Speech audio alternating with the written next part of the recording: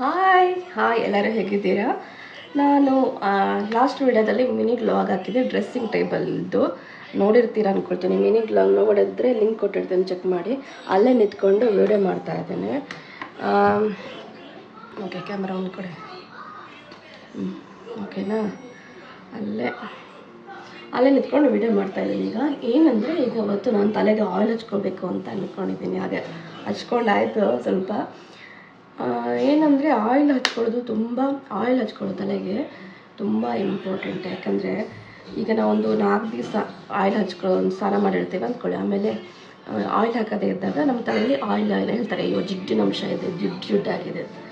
ಯಾಕಂದರೆ ಅದು ಆಯಿಲ್ ಹಾಕ್ಕೋಬೇಕು ಅಂತ ನಮ್ಗೆ ಹೇಳೋದು, ಆಯಿಲ್ ಹಾಕ್ಕೊಳ್ಳಿ, ಇನ್ನು ಹಾಗೆ ಬಿಡಬೇಡಿ, ಡ್ರೈ. ಕೆಲವರಿಗೆ ಇನ್ನೂ ಒಬ್ಬೊಬ್ಬರು ಒಂದೊಂದು ಥರ, ಒಂದು ಆಯಿಲಿ ಸ್ಕಿನ್ ಹೇಳ್ತಾರಲ್ಲ, ಅವರಿಗೆಲ್ಲ ಆಯಿಲಲ್ಲಿ ಆಗುತ್ತೆ. ಕೆಲವರಿಗೆ ರಫ್ ಆಗಿಬಿಡುತ್ತೆ. ಒಬ್ಬೊಬ್ಬರು ಅವರ ಹೇಗೆ ಅವರ ಬಾಡಿ ಟೈಪ್ ಆಯಿತಾ. ಹಾಗೆ ಆಯಿಲ್ ಹಾಕೋದು ಇಂಪಾರ್ಟೆಂಟ್. ಯಾಕಂದರೆ ಆಯಿಲ್ ಹಾಕಿದಾಗ ನಮ್ಮ ಕೂದಲು ಏನಾಗುತ್ತೆ, ರಫ್ ಆಗುತ್ತೆ. ಒಬ್ಬೊಬ್ಬರಿಗೆ ಜಿಡ್ಡಿನ ಅಂಶ ಜಾಸ್ತಿಯಾಗಿ ಆಯಿಲ್ ಹಾಕಿದ್ದೆ ಜಿಡ್ಡಿನ ಅಂಶ ಜಾಸ್ತಿಯಾಗಿ ಕೂದಲು ಉದುರುತ್ತದೆ. ಅದಕ್ಕೋಸ್ಕರ. ಮತ್ತು ಇನ್ನೊಂದು, ಕೂದಲು ಉದುರುತ್ತೆ ಅಂತ ಕೆಲವು ಜಾಸ್ತಿ ಜನ ಹೇಳ್ತಾರೆ, ಕೂದಲು ತುಂಬ ಉದುರುತ್ತೆ, ಏನು ಮಾಡೋದು ಅಂತ. ಒಂದು ಕೂದಲು ಉದುರೋದು ದಿನಕ್ಕೆ 100 ಕೂದಲು ಉದುರುತ್ತೆ ಅಂತ ಹೇಳ್ತಾರೆ, ಅಂದರೆ ಬಾಚೊತ್ತಿಗೆ. ಅದು ಓಕೆ. ಅದಕ್ಕಿಂತಲೂ ಜಾಸ್ತಿ ತುಂಬ ನೀವು ಬಾಚಿದಂಗೆ ತುಂಬ ಕೂದಲು ಉದುರುತ್ತಾ ಇದೆ ಅಂದರೆ, ಕೈಗೆ ಸಿಗ್ತಾ ಇದೆ ಅಥವಾ ಸ್ನಾನ ಮಾಡೋದು ತುಂಬ ಕೂದಲು ಸಿಕ್ಕಿದೆ ಅಂದರೆ ಅದು ತುಂಬ ಒಳ್ಳೆಯದಲ್ಲ. ಯಾಕಂದರೆ ಆವಾಗ ನಮ್ಮ ಕೂದಲು ಏನಾಗುತ್ತೆ, ತುಂಬ ಸಣ್ಣಕ್ಕೆ ಆಗುತ್ತೆ. ಅಂದರೆ ಕೆಲವರು ಏನೇನೋ ಹಚ್ತಾರೆ ನೋಡಿ, ಕಲರ್ ಹಾಕೋದಂತೆ, ಕೂದಲು ಸ್ಟ್ರೈಟ್ನಿಂಗ್ ಮಾಡೋದು, ಅದೆಲ್ಲ ಮಾಡಿದಾಗ ಕೂದಲು ಸ್ಟ್ರೈಟ್ನಿಂಗ್ ಮಾಡ್ಬೋದು, ಮನೇಲಿ ಮಾಡ್ತಾರೆ ಕೆಲವರು. ಅದು ಹೇರ್ ಸೀರಮಲ್ಲಿ ಹಾಕ್ಕೊಂಡು ಮಾಡ್ಬೋದು, ಅವಾಗ ಹೇರ್ಗೆ ಏನು ಡ್ಯಾಮೇಜ್ ಆಗೋಲ್ಲ.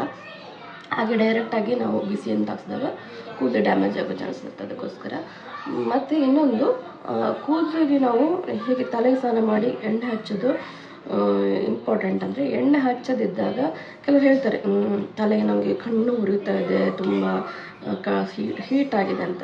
ಅದಕ್ಕೆ ನಾವು ಏನು ಮಾಡಬೇಕಾಗುತ್ತೆ, ಮೇಯ್ನು ಈಗ ಎಣ್ಣೆ ತಗೊಂಡು ನೆತ್ತಿಗೆ ಹೀಗೆ ಹಚ್ಕೋಬೇಕಾಗುತ್ತೆ. ಯಾಕಂದರೆ ಆವಾಗ ನಮ್ಮ ಬಾಡಿ ಹೀಟ್, ನಮಗೆ ಕಣ್ಣು ಉರಿಯೋದಿಲ್ಲ. ಅದಕ್ಕೆ ತಲೆಗೆ ಎಣ್ಣೆ ಹಾಕೋದಿದ್ದಾಗ. ಮತ್ತು ಕೆಲವು ನಿದ್ದೆ ಸರಿ ಬರೋದಿಲ್ಲ. ಯಾಕಂದರೆ ತಲೆಗೆ ಎಣ್ಣೆ ಹಾಕೋದಿಲ್ಲ. ಅದು ಮೇಯ್ನ್ ಕಾರಣ, ನಿದ್ದೆ ಬರೋದ ಕಾರಣ ಮೇಯ್ನಾಗಿ ತಲೆಗೆ ಎಣ್ಣೆ ಹಾಕಿದ್ದಾರೆ. ಕೆಲವು ಸಲ ನನಗೆ ತಲೆನೋವು ಬರ್ತದೆ. ಯಾಕಂದರೆ ತಲೆಗೆ ಎಣ್ಣೆ ಹಾಕಿದಾಗ ನಾವು ಕೆಲಸದ ಅದು ಇದು ಅಂತಕೊಂಡು ನಮ್ಮ ಹೆಲ್ತ್ ಬಗ್ಗೆ ನಾವು ಕೇರ್ ಮಾಡೋದು ಮರ್ತಿರ್ತೀವಿ. ಅವಾಗ ತಲೆಗೆ ಎಣ್ಣೆ ಹಾಕಿದಾಗ ಜಾಸ್ತಿಯಾಗಿ ಬಾಯ್ಸ್, ಹೆಣ್ಮಕ್ಳಾದರೆ ನಾವು ಕೇರ್ ತೊಗೊಳ್ತಾರೆ. ಆದರೆ ಬಾಯ್ಸ್ ಎಣ್ಣೆ ಹಾಕೋದು ಕಮ್ಮಿ. ಎಸ್ಪೆಷಲಿ ನನ್ನ ಹಸ್ಬೆಂಡ್ ಅಷ್ಟೇ. ಅವ್ರು ಹೇಳಬೇಕು, ಎಣ್ಣೆ ಹಚ್ಕೊಂಡಿದ್ದೀರಾ, ಹಚ್ತೀರಾ, ಹಾಗೆ ನೆನ್ಪು ಮಾಡ್ಬೇಕು ಅವರಿಗೆ. ಅಂದರೆ ಅವರು ಕೆಲಸದ ಇದರಲ್ಲಿ ಅವ್ರು ಮರ್ತೋಗ್ಬಿಡ್ತಾರೆ ಎಣ್ಣೆ ಹಾಕೋ, ತಲೆಗೆ ಎಣ್ಣೆ ಹಾಕೋದು ಹೇಳ್ತಿರೋದು. ಹಾಗಾಗಿ ತಲೆಗೆ ಎಣ್ಣೆ ಹಚ್ಚೋದು ತುಂಬ ಇಂಪಾರ್ಟೆಂಟು. ಎಣ್ಣೆ ಹಚ್ಚಿದ್ಮೇಲೆ ಮಸಾಜ್ ಮಾಡೋದು. ಈ ಪಾರ್ಲರ್ಗಳಲ್ಲೆಲ್ಲ ನೋಡ್ಬೋದು, ಎಣ್ಣೆ ಹಚ್ಚಿ ಮಸಾಜ್ ಮಾಡ್ತಾರಲ್ವ. ಅದರಿಂದ ಏನಾಗುತ್ತೆ ಅಂದರೆ ಬ್ಲಡ್ ಸರ್ಕ್ಯುಲೇಷನ್ ಚೆನ್ನಾಗಾಗ್ಬಿಟ್ಟು ನಮ್ಮ ಕೂದಲು ಚೆನ್ನಾಗಿ ತಿಕ್ಕಾಗಿ ಗ್ರೋತ್ ಆಗುತ್ತೆ. ಆದರೆ ಆ ಕೆಲವರು ತುಂಬ ಹೇರ್ ಫಾಲ್ ಆಗ್ತದೆ, ಹಾಗೆ ಬಿಡಬಾರ್ದು. ಹೇರ್ ಪ್ಯಾಕ್ಗಳು, ಎಷ್ಟೊಂದು ಹೇರ್ ಪ್ಯಾಕ್ ಎಲ್ಲ ಇದೆ, ಯೂಟ್ಯೂಬಲ್ಲಿ ಇರುತ್ತೆ, ಬುಕ್ಸು, ಕೆಲವು ಹೇರ್ ರಿಲೇಟೆಡಲ್ಲಿ ಎಲ್ಲ ಇರುತ್ತೆ. ಅದೆಲ್ಲ ಮಾಡ್ಕೊಂಡು ನಮ್ಮ ಹೇರನ್ನು ಕೇರ್ ತಗೊಳ್ಬೇಕಾಗುತ್ತೆ. ನಮ್ಮದು ಈಗ ಹೇರ್ ಉದುರುತ್ತದೆ ಲೈಟಾಗಿ. ಯಾಕಂದರೆ ಈಗ ಇಲ್ಲಿ ನಾವು ಬಂದಮೇಲೆ, ಇಂಡಿಯಾದಿಂದ ಇಲ್ಲಿ ಬಂದಮೇಲೆ, ಹಾಗಾಗಿ ನೀರು ಚೇಂಜ್ ಆಗುತ್ತಲ್ವ, ಅವಾಗ ಆಟೋಮೆಟಿಕ್ ನೀರು ಕೆಲವರಿಗೆ ಸೆಟ್ ಆಗುತ್ತೆ, ಕೆಲವರಿಗೆ ಉದುರುತ್ತದೆ. ನಮಗೆ ಉದುರುತ್ತಾ ಇದೆ. ಹಾಗಾಗಿ ನಾವು ಸ್ವಲ್ಪ ಕೇರ್ ತಗೊಳ್ಬೇಕಾಗುತ್ತೆ. ಅಂದರೆ ಹೇರ್ ಪ್ಯಾಕು ಆ ಥರದ್ದೆಲ್ಲ ಹಚ್ಕೊಂಡು ಎಣ್ಣೆ ಹಾಕೋದು. ಮತ್ತು ಈಗ ಮನೆಯೊಳಗೆ AC ಇರುತ್ತಲ್ವ, ಹಾಗಾಗಿ ನಾವು ಎಣ್ಣೆ ಅಂಶ ಇರಲೇಬೇಕಾಗುತ್ತೆ ತಲೆಯಲ್ಲಿ ಸ್ವಲ್ಪ ಆದರೂ.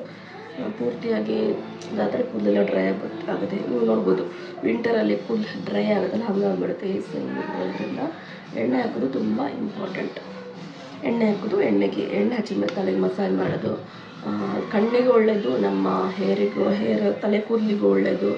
ಆ್ಯಂಡ್ ಎಂತ ಹೇಳ್ತಾರೆ, ಫುಲ್ಲು ನಮ್ಮ ನಿದ್ದೆ ಚೆನ್ನಾಗಿ ಬರುತ್ತೆ ಎಣ್ಣೆ ಹಚ್ಚೋದ್ರಿಂದ. ಹಾಗಾಗಿ ತಲೆಗೆ ಎಣ್ಣೆ ಹಚ್ಚೋದ್ರ ಬಗ್ಗೆ ನಾನು ಇಷ್ಟು ಹೇಳಿದ್ದೀನಿ.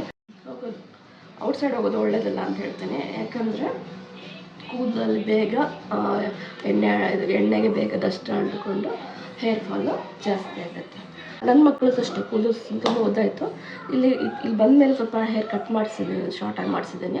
ಇಲ್ಲ ತುಂಬ ಉದ್ದಾಯಿತು. ನೀವು ಹಳೆ ವಿಡಿಯೋಗಳಲ್ಲಿ ನೋಡಿದ್ರೆ ಗೊತ್ತಾಗುತ್ತೆ, ತುಂಬ ಲಾಂಗ್ ಆಗಿ ನನ್ನ ಮಕ್ಕಳದ್ದು ಕೂದಲನ್ನು, ಇಬ್ಬರು ಹೆಣ್ಮಕ್ಳಿದ್ದಾರೆ, ಅವ್ರ ಕೂದಲನ್ನು ಬಿಟ್ಟಿದೆ. ಹಾಗಾಗಿ ಅವರ ತೆಂಗಿನ ಎಣ್ಣೆ ಬೆಸ್ಟ್ ಆಯಿಲಲ್ಲಿ. ಅದು ಮಕ್ಕಳಿಗೆ ಥಂಡಿ ಆಗುತ್ತೆ ಅಂತ ಹೇಳಿದ್ರೆ ಬೇರೆ ಬಾದಾಮ್ ಆಯಿಲು, ಆಲಿವ್ ಆಯಿಲು ಅಥವಾ ಇದು ಹರಳೆಣ್ಣೆ ತಂಪು, ಇನ್ನು ತೆಂಗಿನ ಎಣ್ಣೆಗಿಂತ ಹರಳೆಣ್ಣೆ ತಂಪಿರುತ್ತೆ. ಬಾದಾಮ್ ಎಣ್ಣೆ ಬೆಸ್ಟ್ ಇರುತ್ತೆ ಅಂಥವ್ರಿಗೆ. ಥಂಡಿ ಆಗುತ್ತೆ, ತುಂಬ ಹೊತ್ತಿರೋಕ್ಕಾಗಲ್ಲ, ನಾನು ಇವತ್ತು ಎಣ್ಣೆ ಹಚ್ಚಿ ನಾಳೆ ಸ್ನಾನ ಮಾಡ್ತೀನಿ ಅಂದರೆ ತೆಂಗಿನ ಎಣ್ಣೆಗಿಂತ ಅಂದರೆ ಕೋಲ್ಡ್ ಇದ್ದಲ್ಲಿ ನಿಮಗೆ ಬೇಗ ಥಂಡಿ ಆಗೋದು ಬೇಗ ತೆಂಗಿನ ಎಣ್ಣೆ ಹರಳೆಣ್ಣೆ ಹಿಡಿದು. ಬೇರೆ ಬಾದಾಮು ಅದೆಲ್ಲ ಏನೂ ಆಗಲ್ಲ. ಮತ್ತು ಈ ಮಿಕ್ಸ್ ಈ ಥರ ಈಗ ನಾವು ಈ ಆಯಿಲಲ್ಲಿ ಬಾದಾಮು ಇದು ಬಾದಾಮ್ ಮತ್ತು ದಾಸವಾಳದ್ದು ಇದೆ, ಇದರಲ್ಲಿ ಕೊಟ್ಟಿದ್ದಾರೆ. ಆ ಥರದ್ದೆಲ್ಲ ಇದ್ದರೆ ಅಷ್ಟು ಪಕ್ಕ ಕೋಲ್ಡ್ ಆಗೋದಿಲ್ಲ. ನೀವು ಒಂದಿನ ಬಿಟ್ಟು ಅಂದರೆ ಸಂಜೆ ಇವತ್ತು ಹಾಕಿದರೆ ನಾಳೆ ಬೆಳಗ್ಗೆ ತಲೆ ಫುಲ್ ವಾಶ್ ಮಾಡ್ಕೋಬೋದು. ಹಾಗೆ ಈ ವಿಡಿಯೋ ಇಷ್ಟ ಆಗುತ್ತೆ ಅಂದ್ಕೊಳ್ತಾ ಹಾಗೆ ಚೆನ್ನಾಗಿ ಮಸಾಜ್ ಮಾಡಬೇಕು ಅಂತ ಹೇಳಿದೆ. ಮಸಾಜ್ ಮಾಡಿ ಕೂದಲನ್ನು ಹೀಗೆ ಟೈ ಮಾಡಬೇಕು ಆಯಿತಾ. ಹೀಗೆ ಟೈ ಮಾಡ್ಕೊಳ್ಬೇಕು ಕೂದಲು ಇದ್ದವ್ರಿಗೆ, ಲಾಂಗ್ ಹೇರ್ ಇದ್ದವ್ರಿಗೆ.